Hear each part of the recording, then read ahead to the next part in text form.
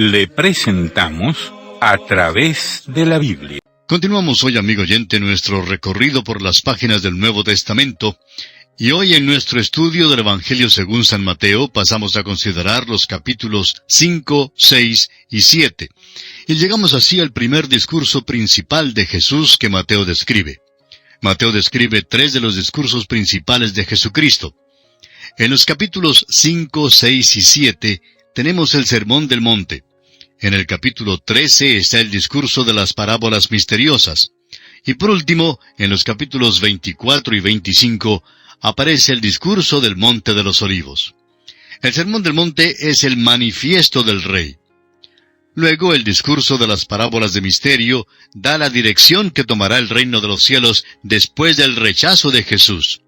Y por último, el discurso del Monte de los Olivos es profético y mira al futuro, hacia el fin del mundo.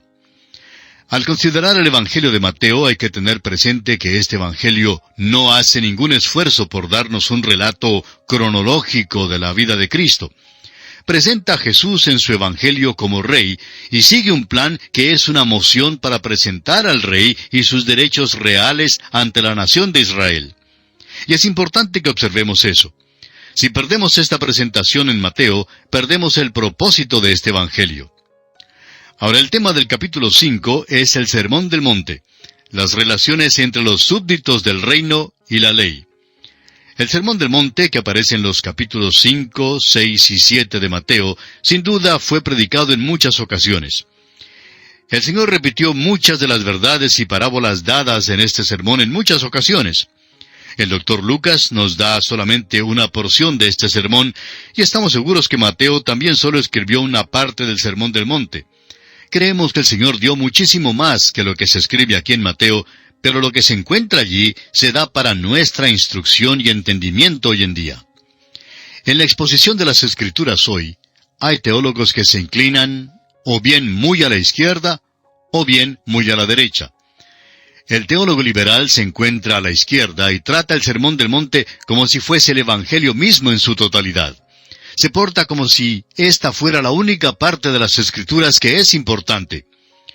Uno de estos predicadores liberales dijo en cierta ocasión que todo lo que se necesitaba en la Biblia era el Sermón del Monte. Aún dijo que todo lo que se necesitaba era la regla de oro que aparece inscrita en Mateo 7:12. Dice allí, así que todas las cosas que queráis que los hombres hagan con vosotros, así también haced vosotros con ellos, porque esto es la ley y los profetas. Ahora esto parece muy bueno, parece muy pío, suena muy piadoso. Pero la pregunta no es si uno cree que el Sermón del Monte es su religión. La pregunta, amigo oyente, es si está viviendo usted de conformidad con él. El contenido del Evangelio cristiano no se halla en el Sermón del Monte. No se hace ninguna mención de la muerte y la resurrección de Cristo en él. Pablo dijo a los Corintios en su primera carta, capítulo 15, versículo 1, «Os declaro, hermanos, el Evangelio». Entonces, ¿qué es el Evangelio? ¿Es el Sermón del Monte? ¿Es eso lo que predicó Pablo? ¡Claro que no! Pablo dice en los versículos 3 y 4 de su primera carta a los Corintios que Cristo murió por nuestros pecados conforme a las Escrituras, y que fue sepultado y que resucitó al tercer día conforme a las Escrituras. El Sermón del Monte es algo muy piadoso, pero el Evangelio no se encuentra allí.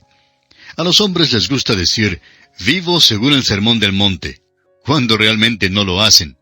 Este es un punto de vista muy extremo, pero es típico de un segmento bastante grande de los liberales hoy en día.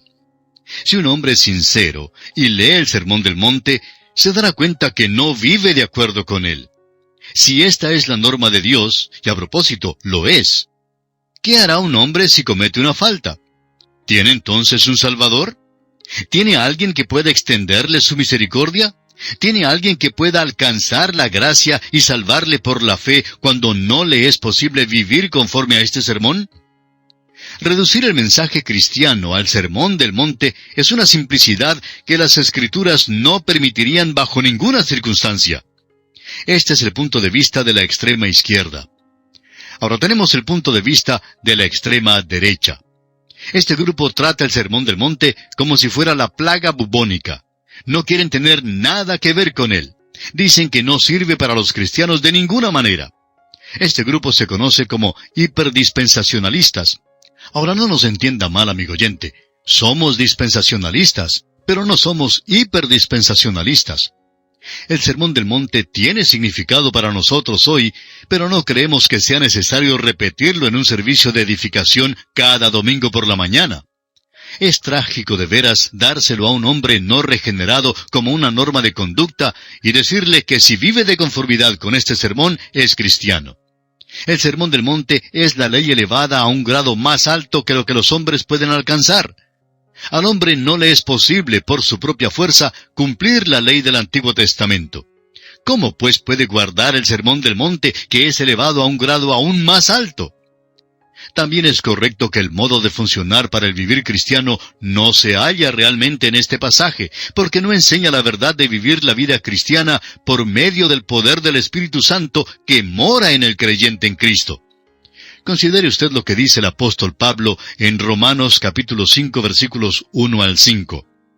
Justificados pues por la fe, tenemos paz para con Dios por medio de nuestro Señor Jesucristo, por quien también tenemos entrada por la fe a esta gracia en la cual estamos firmes y nos gloriamos en la esperanza de la gloria de Dios.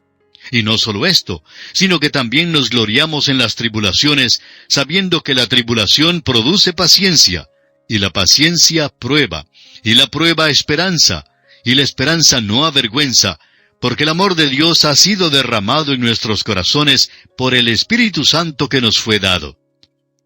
No se encuentra contenido en el Sermón del Monte el ministerio del Espíritu Santo. Claro que contiene normas éticas y prácticas que no son contrarias al vivir cristiano. Y el hecho es que expresa la mente de Cristo, que también debe ser la mente del cristiano. Los grandes principios enunciados aquí son provechosos para que el cristiano los estudie y los aprenda, pero nunca puede alcanzar a cumplirlos por su propia fuerza. Tendrá que ir a otra parte para buscar el poder. Lo que tiene en el Sermón del Monte es una maravillosa bombilla eléctrica, pero no tiene el generador que produce el poder que dará la luz. El propósito principal del Sermón del Monte es el de presentar a los hombres la ley del reino. Hablamos acerca del rey en Mateo, el cual ha llegado para presentarse. Juan el Bautista fue su precursor, y el rey llamó a los discípulos para que le siguieran. Ahora proclama la ley del reino. Este es el manifiesto del rey y la declaración formal del príncipe de paz. Y es la ley. Será la ley de este mundo durante el milenio y luego encontrará su fruto completo. Cristo reinará en la tierra en persona y ejecutará cada palabra de ella. El Sermón del Monte por fin prevalecerá cuando venga Él, quien tiene el derecho de gobernar. Ahora nos es inconcebible que cualquier hombre que le reconozca hoy como Señor desprecie este documento o se aparte de él. El cristiano que llama a Jesucristo su Señor buscará hacer lo que Él manda, pero solo puede obedecer por el poder del Espíritu Santo. Es peor que inútil imponer el Sermón del Monte a un mundo rebelde. Solo el Evangelio de la gracia de Dios puede lograr que los hombres obedezcan a Cristo, y fue dado para traer a los hombres a una obediencia a Dios. El Sermón del Monte necesita ser predicado para traer convicción a los corazones de los hombres. Este documento deja saber a los hombres que han pecado y revela que no hay justo y que todos están destituidos de la gloria de Dios. El cristiano puede tomar los principios enunciados en el Sermón del Monte y considerarlos a la luz de otras escrituras.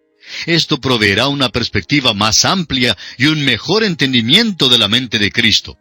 Por ejemplo, solo aquí se puede hallar la definición de Cristo del asesinato y adulterio. Cristo tomó 2 de los mandamientos y los elevó al máximo. No matarás, no cometerás adulterio. Así lo leemos en Éxodo 20, 13 y 14.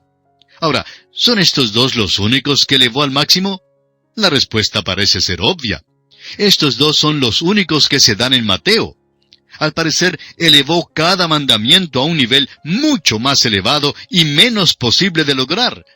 Si se pudiera decir en cuanto a la ley mosaica, por las obras de la ley nadie será justificado, según lo dice el apóstol Pablo en su carta a los Gálatas, capítulo 2, versículo 16, luego sería 10 veces más difícil que un hombre sea justificado por el Sermón del Monte.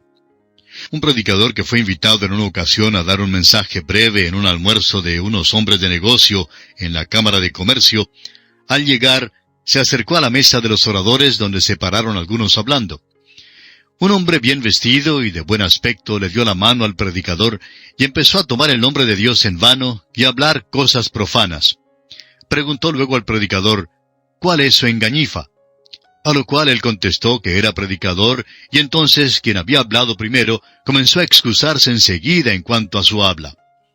Siguió explicando que él era oficial de una cierta iglesia liberal, o sea, de aquellas que no prestan mucha atención a la palabra de Dios, y añadió que el Sermón del Monte era su religión.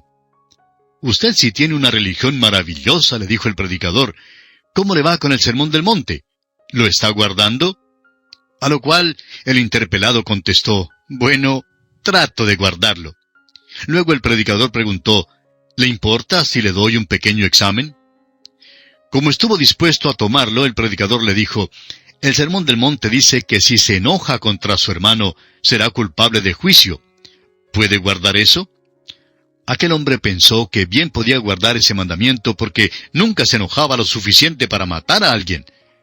Luego el predicador le dijo que si un hombre miraba a una mujer para codiciarla, ya era culpable de adulterio. «¿Qué le parece ese?», le preguntó. El hombre contestó, «Ay, eso sí me entramparía». «Pues sospecho que haya muchas cosas en el Sermón del Monte que le atraparían», contestó el predicador. «Al parecer, no está usted viviendo su religión. Si yo fuera usted», dijo para terminar el predicador, «cambiaría de religión y conseguiría una que tuviera buen éxito». Amigo oyente, muchas personas hoy en día son como aquel hombre. Dicen piadosamente que el Sermón del Monte es su religión, cuando en la realidad quieren decir que es un buen documento como una expresión buena que no los afecta de ninguna manera. Si este sermón es su religión, amigo oyente, mejor es que no deje de guardarlo. Si lo viola, se hallarán apuros. Sin embargo, si considera el Sermón del Monte de veras, le traerá al Salvador que murió por usted y por mí en la cruz del Calvario. Será la cosa más importante que jamás usted haya visto. Ahora, ¿fue dado en una sola ocasión el Sermón del Monte? Esta es una pregunta que se hace repetidas veces. Aquí en el Evangelio según San Mateo, evidentemente fue dado en una ocasión, y es considerada en Mateo capítulo 5 versículos 1 y 2. Sin embargo, Jesús repitió sus enseñanzas en muchas ocasiones, y le encontrará usted dando una parte del Sermón del Monte también en un llano. En el Evangelio según San Lucas, por ejemplo, capítulo 6, versículo 17, leemos, «Y descendió con ellos, y se detuvo en un lugar llano, en compañía de sus discípulos y de una gran multitud de gente de toda Judea, de Jerusalén y de la costa de Tiro y de Sidón, que había venido para oírle y para ser sanados de sus enfermedades». Note usted que dio las bienaventuranzas en esta ocasión. Hay una unidad en la narración en Mateo que verifica el reclamo de que el sermón fue dado en una ocasión. El propósito principal del Sermón del Monte es el de presentar a los hombres la ley del reino. Y se puede dividir de la siguiente manera. Primero, la relación de los súbditos del reino entre sí. Mateo 5, 1 al 16. En segundo lugar, la relación entre los súbditos del reino y la ley. Mateo 5, 17 al 48. En tercer término, la relación entre los súbditos del reino y Dios. Mateo 6, 1 al 34. Y en cuarto lugar, la relación entre los súbditos del reino y otros. Mateo 7, 1 al 29. Vamos a considerar ahora las bienaventuranzas. El Sermón del Monte principia con las bienaventuranzas. Declaran lo que son los súbditos del reino y cómo pueden llegar a ser este tipo de personas. En primer lugar, debe notarse que el Señor realmente no dio el Sermón del Monte a la multitud. Lo dio a los discípulos, a aquellos que ya eran de Él. Dicen los versículos 1 y 2 del capítulo 5 de Mateo, «Viendo la multitud, subió al monte, y sentándose, vinieron a Él sus discípulos. Y abriendo su boca, les enseñaba, diciendo». La escena y la condición de la multitud impulsó al Señor Jesucristo a declarar su manifiesto. Más adelante, vio las multitudes dispersas como ovejas que no tenían pastor. Aquí ve a esta gente como una multitud sin rumbo que necesitaba un rey. La primera bienaventuranza tiene significado especial para nosotros. Note usted lo que dice en el versículo 3 del capítulo 5 de Mateo. Bienaventurados los pobres en espíritu, porque de ellos es el reino de los cielos. Este versículo dice, bienaventurados los pobres en espíritu. No nos dice cómo llegar a ser pobres en espíritu. La palabra bienaventurado ocurre 9 veces. El libro de los Salmos principia con esta misma palabra, bienaventurado el varón. El Salmo 1, versículo 1, comienza diciendo, bienaventurado el varón. Note usted, sin embargo, el contraste con la ley mosaica en Deuteronomio 27, versículos 16 al 26. Allí todo es maldición. Encontramos la bendición en Deuteronomio 27, 12, cuando dice, cuando hayas pasado el Jordán, estos estarán sobre el monte Gerizim para bendecir al pueblo. Simeón, Leví, Judá, Isaacar, José y Benjamín. Ahora encontramos la maldición en Deuteronomio 27, 13. Ahí dice, y estos estarán sobre el monte Ebal para pronunciar la maldición. Rubén, Gad, Aser, Zabulón, Dan y Neftalí. Las maldiciones son dadas en Deuteronomio. Las bendiciones son dadas en el Sermón del Monte. Y quisiéramos concluir hoy diciendo que hoy en día solo el pecador que ha sido salvado puede darse cuenta, puede conocer su pobreza de espíritu. Continuaremos con este interesantísimo tema en nuestro próximo programa. Como es nuestra costumbre, le sugerimos leer los siguientes versículos del capítulo 5 del Evangelio según San Mateo que estamos estudiando para estar familiarizado con su contenido y que sea más fácil para usted sacar el mayor provecho de este estudio bíblico. Deseamos a usted las ricas bendiciones del Señor. Continuamos hoy, amigo oyente, nuestro viaje por el Evangelio según San Mateo. Estábamos considerando en nuestro programa anterior las bienaventuranzas. En realidad apenas comenzamos en este tema. Y decíamos que la primera bienaventuranza tiene significado especial para nosotros. Dice el versículo 3 de Mateo capítulo 5, bienaventurados los pobres en espíritu, porque de ellos es el reino de los cielos. Este versículo dice, bienaventurados los pobres en espíritu. Ahora no nos dice cómo llegar a ser pobres en espíritu. Dijimos que la palabra bienaventurado ocurre 9 veces. El libro de los Salmos comienza con esta misma palabra.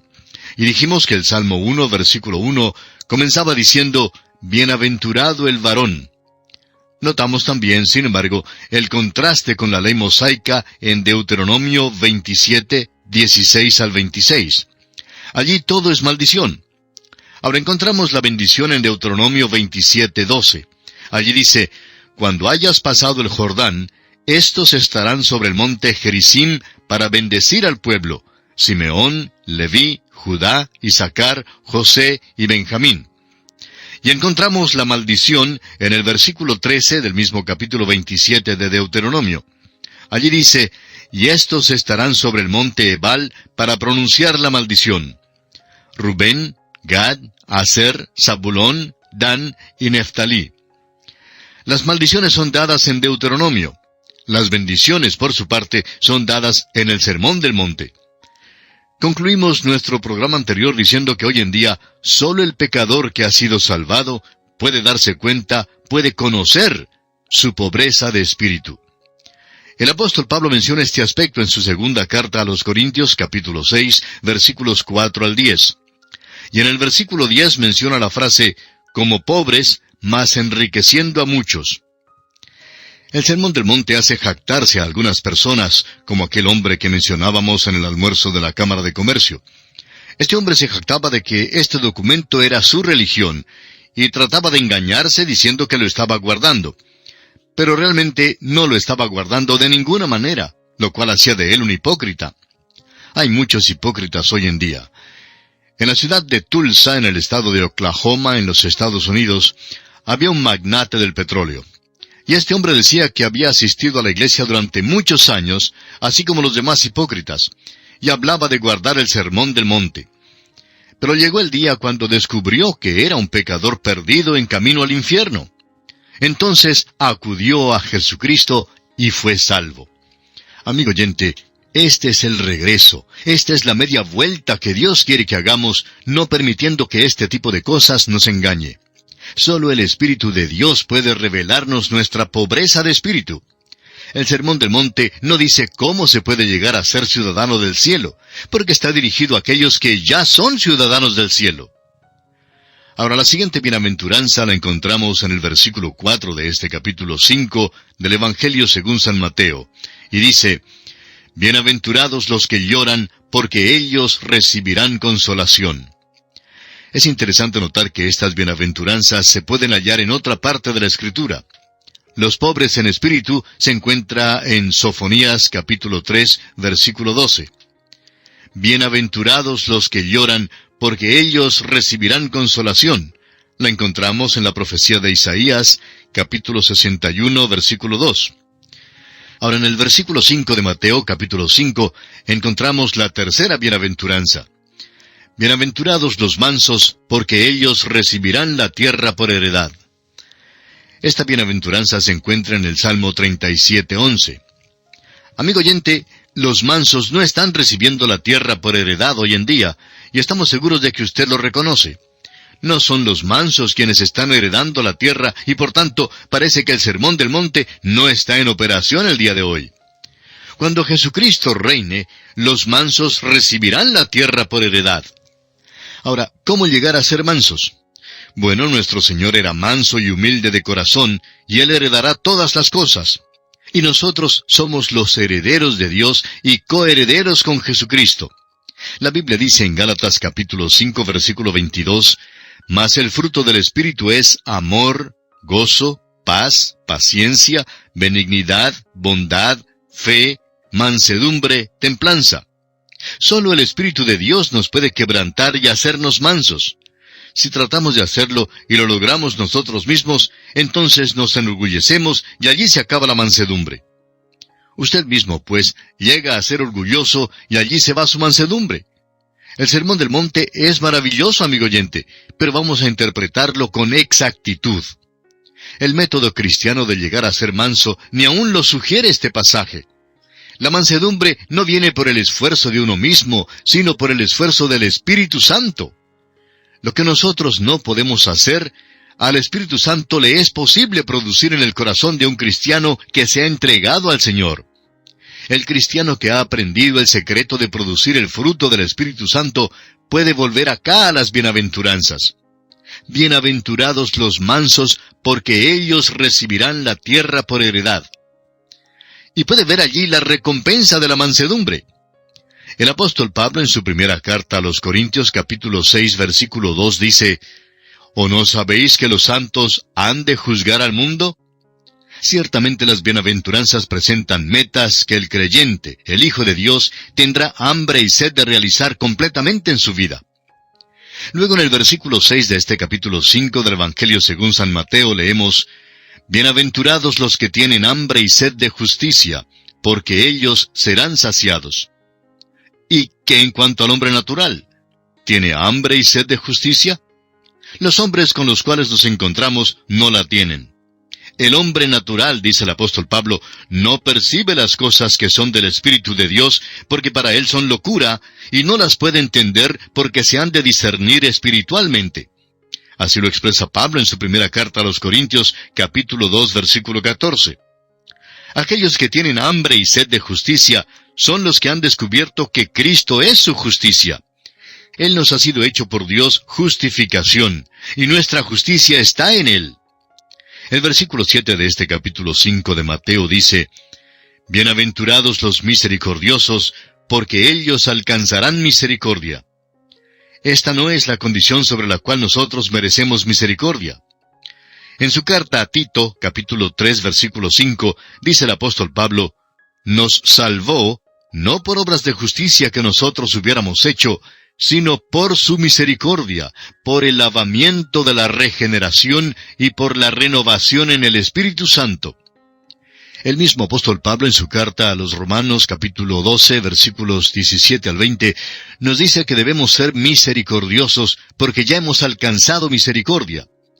También el apóstol Pedro en su primera carta capítulo 2 versículos 9 y 10 dice: Mas vosotros sois linaje escogido, real sacerdocio, nación santa, pueblo adquirido por Dios, para que anunciéis las virtudes de aquel que os llamó de las tinieblas a su luz admirable. Vosotros que en otro tiempo no erais pueblo, pero que ahora sois pueblo de Dios, que en otro tiempo no habíais alcanzado misericordia, pero ahora habéis alcanzado misericordia. Ahora el versículo 8 del capítulo 5 de Mateo nos presenta la siguiente bienaventuranza.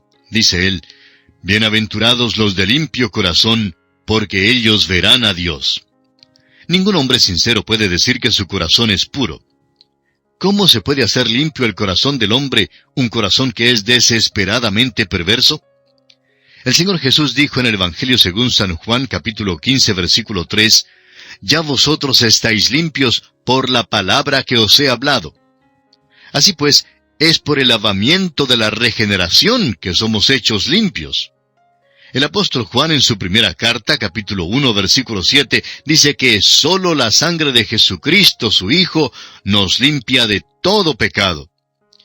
La siguiente bienaventuranza la encontramos en el versículo 9. «Bienaventurados los pacificadores, porque ellos serán llamados hijos de Dios». ¿Le es posible a usted nombrar a un pacificador en el mundo presente?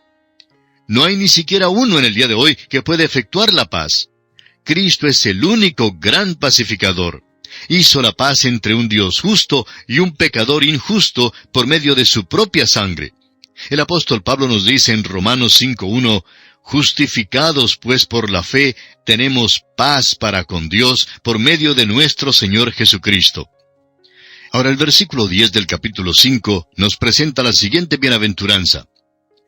«Bienaventurados los que padecen persecución por causa de la justicia, porque de ellos es el reino de los cielos». La aplicación de esta bienaventuranza hoy, y también al remanente de Israel en el tiempo de la gran tribulación, es fácil de notar. Pero, ¿se la puede en realidad aplicar al reino? ¿No será quitada entonces toda la maldad? Muchas escrituras enseñan que habrá maldad durante el milenio, aunque será grandemente reprimida. Pasemos ahora a otro aspecto importante en este capítulo 5 del Evangelio según San Mateo. Leamos los versículos 13 y 14. «Vosotros sois la sal de la tierra, pero si la sal se desvaneciere, ¿con qué será salada? No sirve más para nada, sino para ser echada fuera y hollada por los hombres. Vosotros sois la luz del mundo. Una ciudad asentada sobre un monte no se puede esconder». Los hijos de Dios en cualquier época y bajo cualquier condición son a la vez sal y luz en el mundo. Los hijos de Dios en toda época son sal para impedir el avance de la corrupción y son la luz al reflejar la luz de Cristo. El problema hoy en día es que la mayor parte de los miembros de las iglesias han perdido su sabor como sal. Tenemos tan poquitos cristianos que sirven de sal verdaderamente. Ahora, la sal no impide que se realice el proceso de la fermentación, pero sí frena su progreso. Y amigo oyente, usted y yo debemos ser la sal en la tierra y ejercer una influencia para el bien en el mundo. Los cristianos son también la luz del mundo. Ciertamente en el reino los creyentes serán la luz del mundo. Este es un principio grande para nosotros. Debemos ser una luz en nuestra vecindad y a donde quiera que vayamos. No tenemos ninguna luz dentro de nosotros, pero la palabra de Dios es luz. Ser una luz es proclamar la palabra de Dios de una u otra manera. Puede ser fácil cultivar la amistad de las personas muy tranquilamente, para más tarde hablarles o entregarles un librito o decirles de un programa radial que enseña la palabra de Dios. Hay muchas maneras de ser una luz en el mundo y debemos alumbrar. El versículo 16 de este capítulo 5 de Mateo nos dice, «Así alumbre vuestra luz delante de los hombres, para que vean vuestras buenas obras y glorifiquen a vuestro Padre que está en los cielos». Hay quienes tienen esta creencia de pensar que el Sermón del Monte es antropocéntrico, o sea, centrado en el hombre. No es centrado en el hombre, sino teocéntrico, es decir, centrado en Dios mismo. ¿Acaso el versículo dice, «Así alumbre vuestra luz delante de los hombres, para que vean vuestras buenas obras, y te glorifiquen, y te feliciten, y te den una medalla de oro y una copa de plata»? Claro que no. Este versículo dice que usted y yo, amigo oyente, debemos alumbrar con nuestra luz delante de los hombres para glorificar a nuestro Padre que está en los cielos. El Sermón del Monte tiene a Dios como tema central. Durante el milenio, cuando el reino esté acá en la tierra, todo lo que se dice y se hace tendrá su centro en Dios. Nuestro primer motivo en este mundo perdido debe ser el traer gloria a Dios. Avancemos algo más en este estudio del Evangelio según San Mateo y leamos ahora el versículo 17 que dice: No penséis que he venido para abrogar la ley o los profetas. No he venido para abrogar, sino para cumplir. Es bueno que recordemos que la ley era más que meramente los 10 mandamientos. Una parte de la ley era la ley moral, y la otra era la ley ceremonial. Y Jesucristo fue el sacrificio por las transgresiones de la ley, o sea, los pecados del mundo. No vino para abrogar la ley y los profetas, vino para cumplir la ley. ¿Cómo cumplió la ley? La cumplió guardándola en su totalidad. Lo que la ley presentó a los hombres, a Cristo le fue posible alcanzar. Y así, cuando uno acepta a Cristo como su Salvador, Él entonces llega a ser nuestra justicia. Las normas de Dios no han cambiado.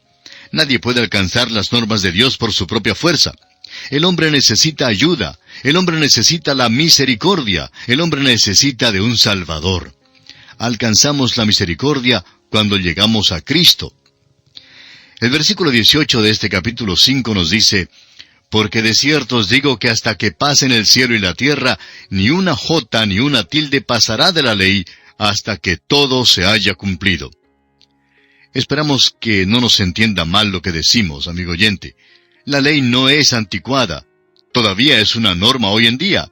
Revela que nuestra conducta no concuerda con la expectativa de Dios. Esto nos impulsa a acercarnos a la cruz de Cristo. La única manera en que podemos cumplir la ley es aceptando al único que pudo cumplirla. Esto es, el Señor Jesucristo mismo. Ahora el versículo 19 dice: De manera que cualquiera que quebrante uno de estos mandamientos muy pequeños, y así enseña a los hombres, muy pequeño será llamado en el reino de los cielos. Mas cualquiera que los haga y los enseñe, éste será llamado grande en el reino de los cielos. No se puede quebrantar los mandamientos y salirse con la suya. Pero no se puede guardar los mandamientos por nuestras propias fuerzas. La única manera en que se puede guardar los mandamientos es acudiendo a Jesucristo para recibir de Él la salvación, el poder y la fuerza. Los mandamientos no son el camino de la salvación, sino más bien un medio para señalarnos nuestra condición necesitada y el camino a la salvación, que es por la aceptación de la obra de Jesucristo. El versículo 20 de este capítulo 5 de Mateo dice: Porque os digo que si vuestra justicia no fuere mayor que la de los escribas y fariseos, no entraréis en el reino de los cielos. Los fariseos tuvieron un sumo grado de justicia según la ley, pero no fue aceptable. ¿Cómo vamos a superarla nosotros? Nunca podemos superarla por nuestros propios esfuerzos. Ahora los versículos 21 y 22 nos dicen: Oísteis que fue dicho a los antiguos: No matarás, y cualquiera que matare será culpable de juicio. Pero yo os digo que cualquiera que se enoje contra su hermano será culpable de juicio, y cualquiera que diga necio a su hermano será culpable ante el concilio, y cualquiera que le diga fatuo quedará expuesto al infierno de fuego. En estos versículos, Cristo está diciendo que el enojo es equivalente al asesinato. Eso quiere decir que si usted está enojado con su hermano, es un asesino. Si dice que el Sermón del Monte es su religión, pero quebranta cualquier parte de él, es condenado. Amigo oyente, si a usted no le es posible cumplir este Sermón del Monte en su totalidad, usted necesita entonces un Salvador. Y este Salvador, como ya lo hemos señalado, es el mismo Señor Jesucristo. Le exhortamos, pues, en esta hora a acudir a Él, a entregarle su vida entera, a permitir que Él entre en su corazón y le transforme de una manera total, de manera que le dé nueva vida, de manera que usted se constituya en la sal de la tierra y en la luz del mundo, por medio de Cristo Jesús viviendo en usted. Es nuestra oración ferviente que usted acuda a Cristo Jesús en esta misma hora. Dios le ayude a hacerlo. En nuestro próximo programa continuaremos considerando el capítulo 5 de este Evangelio de San Mateo, y ahora antes de finalizar este programa les sugerimos leer el resto de este capítulo 5 del Evangelio de Mateo para estar mejor informado de lo que estudiaremos en el próximo programa. Es nuestra oración que Dios le bendiga abundantemente. Continuamos hoy, amigo oyente, nuestro viaje por el Nuevo Testamento. En nuestro estudio del capítulo 5 del Evangelio según San Mateo, entramos hoy en un aspecto muy importante y de mucha actualidad, y se refiere a la enseñanza de Cristo sobre el divorcio y el adulterio. Los versículos 26 hasta el 28 de este capítulo 5 del Evangelio según San Mateo dicen: «De cierto te digo que no saldrás de allí hasta que pagues el último cuadrante. Oísteis que fue dicho, no cometerás adulterio. Pero yo os digo que cualquiera que mira a una mujer para codiciarla, ya adulteró con ella en su corazón». Cuando Cristo dice, «de cierto te digo», eleva su enseñanza a un nivel mucho más alto que la ley de Moisés. Él se eleva a la posición de alguien que a la vez es legislador e intérprete. Nadie jamás ha guardado la ley. La mirada de codicia viola el séptimo mandamiento. Si usted es sincero, amigo oyente, reconocerá que no lo ha guardado. El Sermón del Monte dice que hemos pecado, que no podemos fingirlo. Nos enseña que hace falta la misericordia y la ayuda de Jesucristo el Salvador. En los siguientes versículos, el Señor habla acerca de la ley, la relación del hombre con ella. Leamos los versículos 29 y 30 de este capítulo 5 de Mateo. «Por tanto, si tu ojo derecho te es ocasión de caer, sácalo y échalo de ti, pues mejor te es que se pierda uno de tus miembros, y no que todo tu cuerpo sea echado al infierno. Y si tu mano derecha te es ocasión de caer, córtala y échala de ti, pues mejor te es que se pierda uno de tus miembros, y no que todo tu cuerpo sea echado al infierno». Esto es muy severo y revela, amigo oyente, que no podemos satisfacer las normas de Dios y que necesitamos un Salvador. No se engañe usted, amigo oyente, ni pierda el tiempo aparentando que el Sermón del Monte es su religión. Deje de portarse como si los estuviese guardando. El tratar de decir que lo cumple no es más que hipocresía. Usted, amigo oyente, necesita un Salvador, y este pasaje debe impulsarle a que se acerque a la cruz de Cristo para alcanzar su misericordia. Es entonces cuando honra al Señor. Realmente guarda la ley cuando usted reconoce sinceramente que no es capaz de cumplirla con sus propias fuerzas. Ahora los versículos 31 y 32 de este capítulo 5 del Evangelio según San Mateo dicen: «También fue dicho, cualquiera que repudia a su mujer, dele carta de divorcio. Pero yo os digo que el que repudia a su mujer, a no ser por causa de fornicación, hace que ella adultere, y el que se casa con la repudiada, comete adulterio». Aquí el Señor da los motivos para el divorcio. Si alguien se divorcia por una razón que no es dada en la Escritura, aquella persona es adúltera. Esto es algo que desgraciadamente se ignora por completo hoy, aún en círculos cristianos.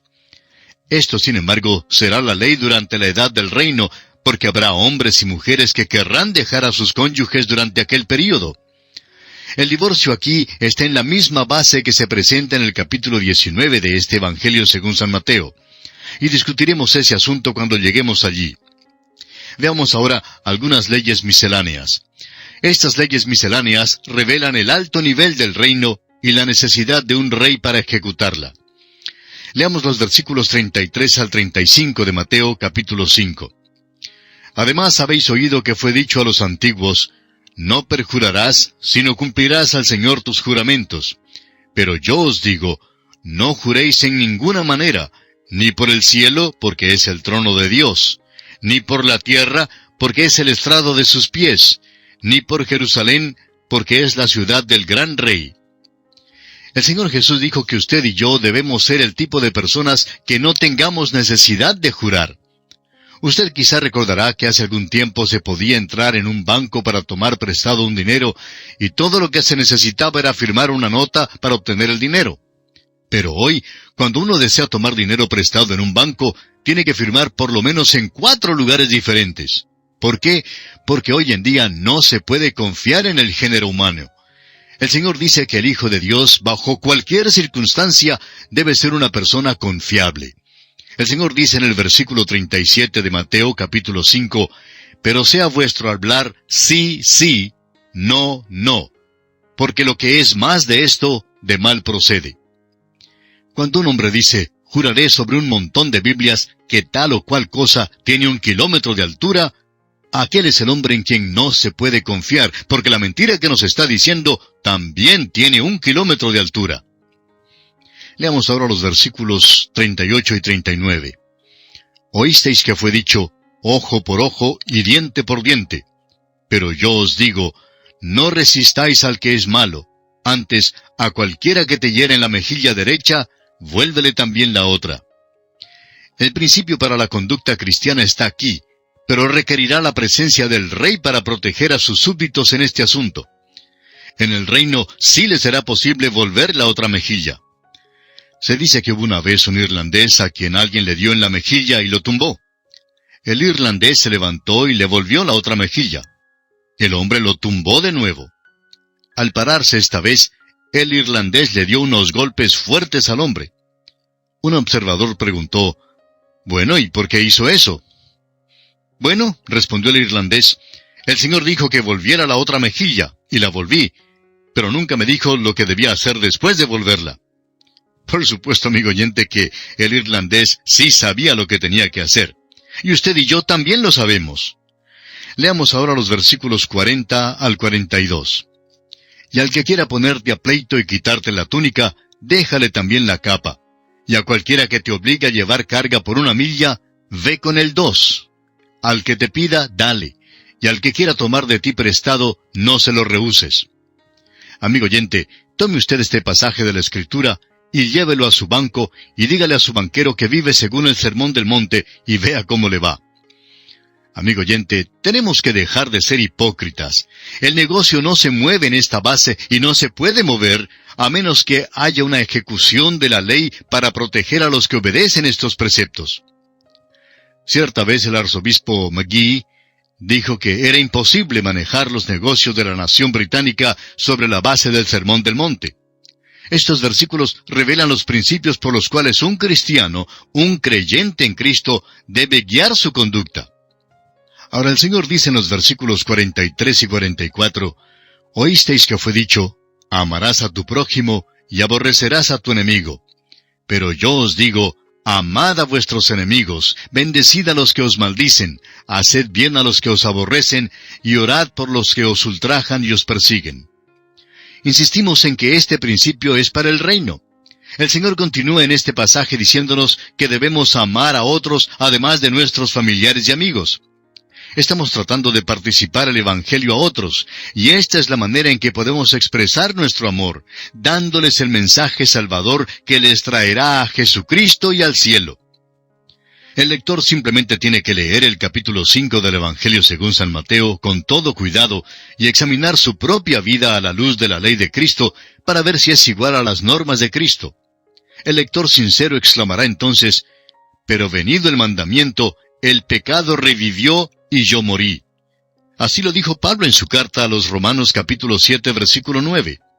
Y luego, en el versículo 24 dijo Pablo, «Miserable de mí, ¿quién me librará de este cuerpo de muerte?».